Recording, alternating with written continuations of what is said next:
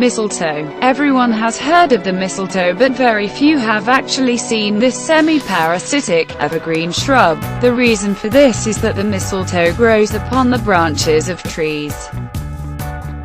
It is commonly found all along the temperate Himalayas from Kashmir to Nepal at heights of 1,000 to 2,700 meters. The mistletoe has yellow-green branches and leathery, narrow leaves with blunt ends.